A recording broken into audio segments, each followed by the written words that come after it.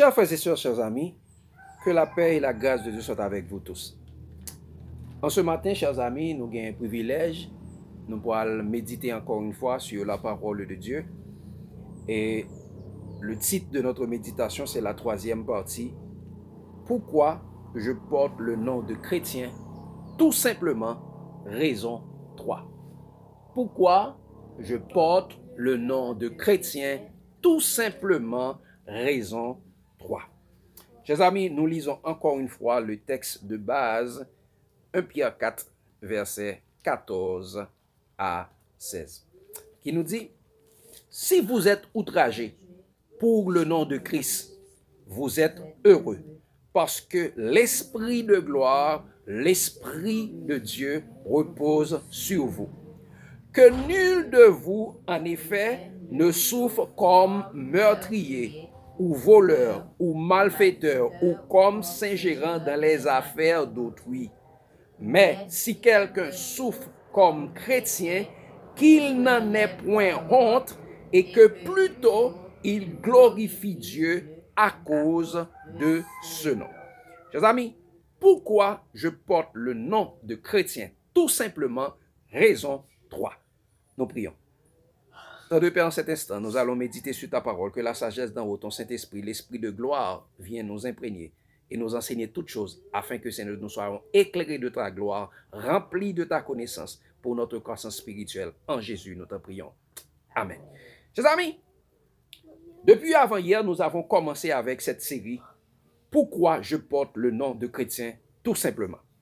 Avant-hier, nous avons vu pourquoi je porte le nom de chrétien. Tout simplement, c'est parce que chrétien, c'est le nom de Christ. Chrétien, c'est le nom de Christ, c'est-à-dire c'est le nom que Christ nous a donné. C'est le nom que Christ a donné à ses disciples. Chrétien, Christianos, chrétien. Et hier, chers amis, nous avons vu la deuxième raison pour laquelle je porte le nom de chrétien. Tout simplement parce que c'est le seul nom qui sauve. Il n'y a de salut en aucun autre, car il y a sous le ciel aucun autre nom qui ait été donné parmi les hommes par lequel nous devons être sauvés. Ce nom, c'est Jésus. Ce nom, c'est chrétien. Il n'y a de salut en aucun autre. Dans les noms de la terre, il n'y a de salut en aucun autre. Eh bien, chers amis, aujourd'hui, nous allons voir pourquoi je porte le nom de chrétien. Tout simplement, raison 3. Chers amis, la parole de Dieu nous dit clairement, dans 1 Pierre, regardez, chers amis, dans 1 Pierre, il dit, si vous êtes outragés pour le nom de Christ, 1 Pierre 4, si vous êtes outragés pour le nom de Christ, vous êtes heureux. Il dit, si vous êtes outragés pour le nom chrétien, vous êtes heureux. Regardez la suite. Parce que l'Esprit de gloire repose, l'Esprit de Dieu repose sur vous. Quoi? Parce que l'Esprit de gloire repose sur vous. Chers amis, examinons ce passage. Examinons la Bible pour voir pourquoi Pierre dit que l'Esprit de gloire repose sur vous. Allons, chers amis, dans Romains 3, verset 23-24. Romains 3, verset 23-24, pour regarder qu'est-ce qui est écrit, chers amis.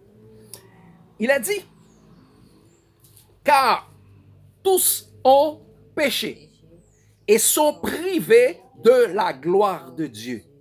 Et ils sont gratuitement justifiés par sa grâce, par le moyen de la rédemption qui est en Jésus-Christ. Il dit, tous ont péché et sont privés de la gloire de Dieu. Ça veut dire quoi? Tous ont péché et ont perdu la gloire de Dieu. Chers amis, s'il dit tous ont péché, c'est à cause du péché, les hommes ont perdu la gloire de Dieu. C'est-à-dire, avant, les hommes avaient la gloire de Dieu. Retournons, chers amis, un peu pour comprendre qu'est-ce que Paul dit là, chers amis. Allons dans Genèse 1er. Genèse 1er, verset 26-27. Regardez ce que Dieu avait dit. Genèse 1er, verset 26-27. Il dit, puis, Dieu dit, faisons l'homme à notre image, selon notre ressemblance, et qu'il domine sur les poissons de la mer, sur les oiseaux du ciel, sur le bétail, et sur toute la terre, et sur tous les reptiles qui rampent sur la terre. Dieu créa l'homme à son image, il le créa à l'image de Dieu, il créa l'homme et la femme. Donc, chers amis, nous avons été créés, l'homme a été créé à l'image de Dieu, selon la ressemblance de Dieu. Mais, chers amis, regardons comment Dieu est, lui. Lorsqu'on dit que l'homme a été créé à l'image de Dieu, que veut dire créer à l'image de Dieu, à la ressemblance de Dieu? Regardez, chers amis, dans Psaume 104. Regardez, chers amis, dans Psaume 104, verset 1-2, pour voir quelque chose d'une extrême importance. Qu'est-ce qu'il a dit? Il a dit, mon âme bénit l'Éternel. Éternel, mon Dieu, tu es infiniment grand. Tu es revêtu d'éclat et de magnificence. Quoi? Dieu est revêtu d'éclat et de magnificence. Il continue vous dire, il s'enveloppe de lumière comme de manteau, il étend les cieux comme un pavillon. Quoi? L'Éternel est revêtu d'éclat. L'Éternel est revêtu de gloire. L'Éternel est revêtu de magnificence. C'est-à-dire, l'Éternel a sur lui une robe de gloire, une robe de magnificence, une robe de lumière. Dieu est revêtu de gloire, de magnificence. Il s'enveloppe de lumière comme un manteau. Donc la robe qui est sur Dieu, c'est une robe de gloire. Est-ce que Dieu avait fait autant pour les hommes? Eh bien, retournons, chers amis, dans Psaume 8, versets 2, 5 et 6. Psaume 8, versets 2, 5 et 6, pour voir, chers amis, comment Dieu avait fait l'homme. Regardez ce qu'il a dit. Il dit au verset 2, il dit, l'Éternel notre Seigneur, que ton nom est magnifique sur toute la terre, ta majesté s'élève au-dessus des cieux. Il dit, l'Éternel notre Seigneur, que ton nom est magnifique. Et regardez au verset 5-6, il dit, qu'est-ce que l'homme pour que tu te souviennes de lui? Et le Fils de l'homme pour que tu prennes garde à lui. Il dit, tu l'as fait de peu inférieur à Dieu et tu l'as couronné de gloire et de magnificence. Donc, chers amis, l'homme a été couronné de gloire et de magnificence. L'homme avait une robe de gloire sur lui. Lorsqu'il dit, chers amis, l'homme a été créé à l'image de Dieu, c'est-à-dire l'homme était revêtu de la gloire de Dieu. Donc, chers amis, et contrairement à ce que Hollywood et les livres des hommes nous enseignent dans les films et dans les images que l'homme a été nu, c'est pas vrai, chers amis. L'homme n'a jamais été nu parce que l'homme avait la gloire de Dieu qui le couvrait. L'homme était revêtu de la gloire de Dieu. L'homme avait une robe de gloire sur lui. Étant donné que il est écrit dans Ésaïe 59, verset 1-2, ce sont nos péchés qui mettent une séparation entre nous et notre Dieu. Eh bien, chers amis, à cause du péché, l'homme avait perdu la gloire de Dieu. L'homme avait dit, car tous ont péché et sont privés de la gloire de Dieu. Eh bien, chers amis, retournons dans 1 Pierre 4. Regardez ce qu'il a dit, chers amis, dans 1 Pierre 4, pour voir la troisième raison pour laquelle je porte le nom de chrétien. Regardez ce qu'il a dit. Il dit, si vous êtes outragés pour le nom de Christ, ou bien le nom de Christ est chrétien, vous êtes heureux parce que l'Esprit de gloire, l'Esprit de Dieu repose sur vous. Quoi? Chers amis, lorsque nous portons le nom de Christ, lorsque nous portons le nom de chrétien, l'esprit de gloire repose sur nous. Donc, chers amis, le nom chrétien, c'est notre espérance de la rédemption ou de la restauration dans la gloire de Dieu. Donc, quand nous portons le nom de chrétien, c'est notre espérance de retrouver la gloire de Dieu. C'est-à-dire, l'esprit de gloire repose sur vous. C'est-à-dire, l'esprit de gloire vous couvre. L'esprit de gloire vous revêtit. L'esprit de gloire couvre-nous. C'est ça, chers amis. Donc, quand nous portons le nom de chrétien, c'est quoi, chers amis? L'esprit de gloire repose sur nous, c'est-à-dire, nous avons l'espérance de la gloire de Dieu. Et nous avons vu hier, chers amis, quand on parle de nom, on parle de gloire. Quand on parle de gloire, on parle de la présence et de la parole de Dieu qui est personnifiée en qui? En Jésus. Regardez ce qu'il a dit encore une fois, chers amis, dans Romains 3, verset 23-24. Romains 3, verset 23-24, disons ça. Car tous ont péché et sont privés de la gloire de Dieu. Et le verset 24 nous dit, chers amis, et ils sont gratuitement justifiés par sa grâce, par le moyen de la rédemption qui est en Christ, qui est en Jésus-Christ. Nous sommes justifiés par le moyen de la rédemption qui est en Jésus-Christ.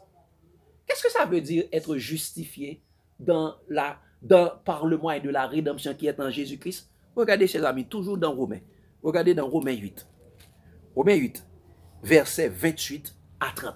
Regardez ce qu'il a dit, chers amis. Parce que, comme j'ai dit, chers amis, la troisième raison pour laquelle je porte le nom de chrétien, parce que c'est mon espérance de retrouver, c'est mon espérance de rédemption ou de la restauration dans la gloire de Dieu.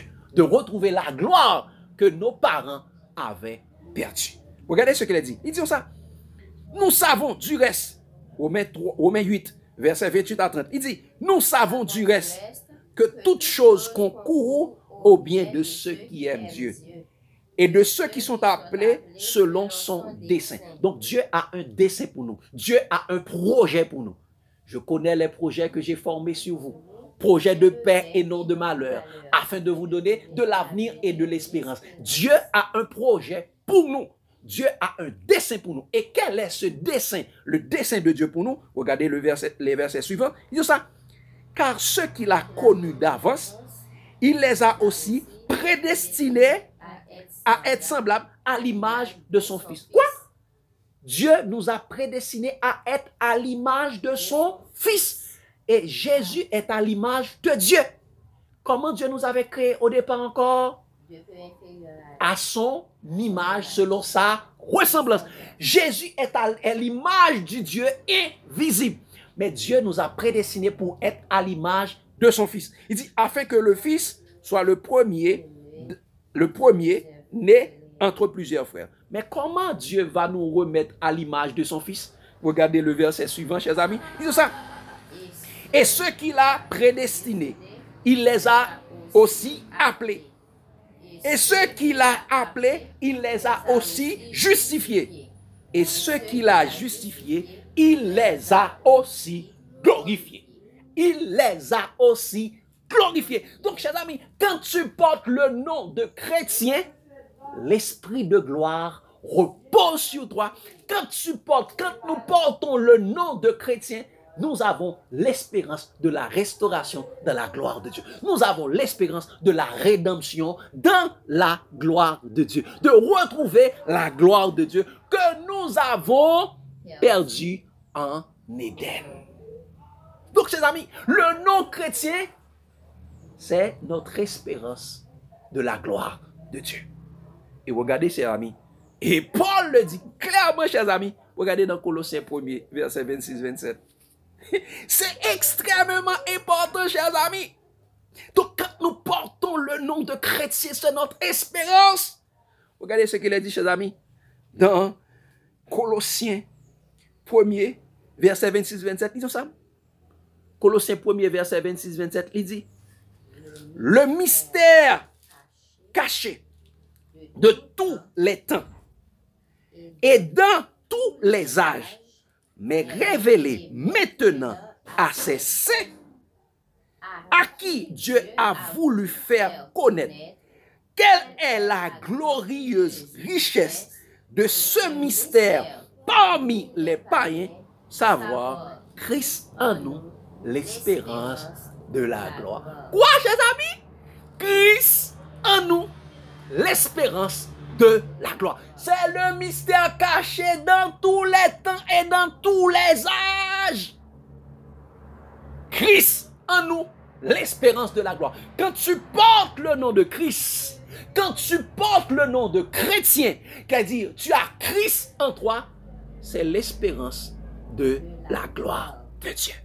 C'est pourquoi Pierre dit que celui qui souffre comme chrétien, pigal honte. Au contraire, il doit glorifier bon Dieu. Et l'autre fois, n'a pas loué l'autre bagaille, ça, chers amis. Pourquoi je porte le nom de chrétien, quatrième partie, très bientôt, chers amis. Donc, chers amis, porter le nom de chrétien, c'est quoi? C'est notre espérance de la gloire de Dieu. Porter le nom de chrétien, troisième raison, c'est notre espérance de la gloire de Dieu. C'est pourquoi, chers amis, prenez garde que personne ne prenne ta couronne. Prenez garde que personne ne vous égare du nom de Dieu, du nom de Christ chrétien.